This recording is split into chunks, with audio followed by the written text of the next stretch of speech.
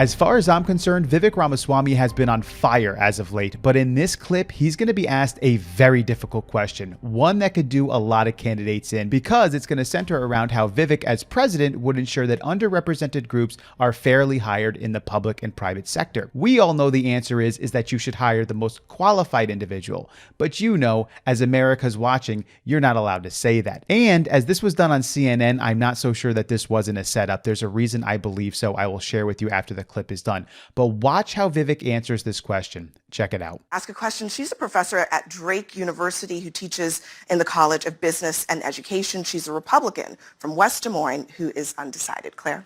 Thank you, Abby. Thank you also for spending time with our students at Drake. As a professor, I think it's super important that we get that opportunity, so thank you for spending time with them. As president, what specific strategies would you implement to promote diversity and inclusion in leadership roles within both public and private sectors? How do you plan to support the advancement of underrepresented groups, including women, in these areas? So I'll be very honest with you. I'm going to share with you Thomas Sowell quote that stuck with me. If you care about somebody, you tell them the truth, or at least what you believe. If you care about yourself, you tell them what they want to hear. And I have a feeling I'm not going to tell you what you want to hear on this one. So I think the diversity, equity, inclusion agenda has been abused. In the name of diversity, we have, at many of our universities, totally sacrificed diversity of thought. In the name of equity, we've perpetuated a lot of inequity and inequality of opportunity through affirmative action and otherwise. In the name of inclusion, we've created a new culture of exclusion where certain points of view aren't welcome. So especially in a university setting, what do I care about? Diversity of viewpoint. This is important, actually. I think diversity of viewpoint is part of what this country was built on. Well, the best way to foster diversity of viewpoint is to screen candidates for the diversity of their views, actually. Many look at the board members of many universities. You're going to go through their partisan affiliation. It's not 80-20. It's going to be like 90-10 in the other direction. That's completely at odds with the representation of this country. So do I value diversity of viewpoint? Absolutely. Do I think we're doing a good job of that? No, we're not. And it's not an accident. In the name of diversity, we've actually created a new culture of conformity. And so I think it's entirely possible to have a group of 10 people who look similar to one another who have different views. I think it's entirely possible to have a group of 10 people who look different from one another, or who look the same as one another but have different views, or look different from one another and have the same views. And so I think the best way to screen candidates for the diversity of their experiences is to actually ask them about the diversity of their experiences. And I think the use of these racial and gender quota systems, I think have actually created a new form of racism in the United States that otherwise would not have existed. It's sad to me. I mean, I've hired, not because I was thinking about it consciously, plenty of black women in different positions of authority in this campaign or other companies or whatever. And I can tell you it saddens me when people look at somebody who I hired on the basis of merit and say that they only got that job because of their race or gender. That doesn't do anybody a favor. And so I think if we restore true meritocracy in this country and embrace true diversity of thought, chances are we're actually going to have a bunch of different shades of melanin and a range of genders in different positions. But let it be not the goal. Let it just be a byproduct of actually selecting for people who are the best person for the job, and especially in a university setting, diverse viewpoints as well. That's what I'll say. This is overall a great answer, but first let me explain why I think this may have been a setup. Number one, this is a professor who's asking the question. It is rare to find a professor who's a Republican. It's just a fact. Now, that doesn't mean that they don't exist. They do. This woman was very well spoken. I could definitely see that someone like her could be a Republican, but the question she asks is also quite strange because most people who are Republicans aren't overwhelmingly concerned about how a presidential candidate is going to ensure that underrepresented groups or diverse groups are going to be represented and hired in public and private sectors.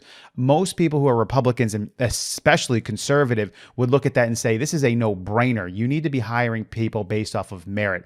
I like how Vivek answers the question and says, we need to start looking at diversity of thought, diversity of experience, because in my opinion, this is far more important than diversity of skin color. And this is the problem, because when we're hiring people in 2023, there's such a focus on skin color, the outside organ layer of your body. If it's brown or if it's dark, if it's white, that's going to indicate whether or not you should get this job. But far more important than that is diversification of thought, diversification of experience, saying, well, what do you think about this? How would you approach this? What has your experience been with this? And then trying to hire a number of individuals who are still merited to get that job and highly qualified, but perhaps have different viewpoints or different thoughts. And we are no longer doing that. We are essentially, and especially in universities and colleges, hiring overwhelmingly, as Vivek says here, perhaps even 90% experience and thought on one side. And we all know what side that is. It's the liberal Democrat side. We're not seeing very many conservatives and Republicans being hired at the university level. Now, although this wasn't a perfect answer, it was a very good answer. And I think most presidential candidates would have made sure to say something like, well, we're going to put into practice these things or these things to ensure that those underrepresented groups and that we have diversification of this or that or whatever. And it would probably be talking about skin color and stuff like that. But Vivek, he didn't go there. He said, no, I'm not going to do this because I know it's not right. And it isn't right. And that last point he made that, hey, I am hiring Black women in diversification of gender and skin color, but it's based on merit, not based on their skin color. And people think just because those individuals have been hired by me that I did it for that reason. And that's terrible. And I would agree with him.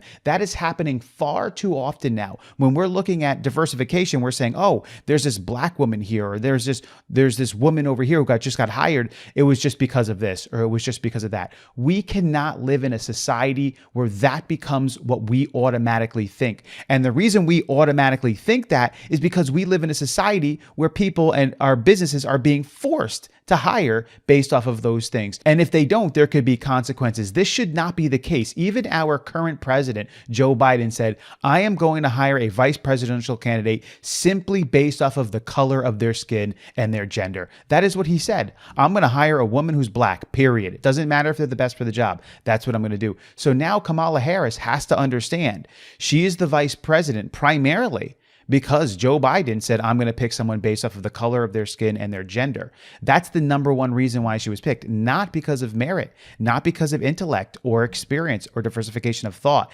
That's a problem.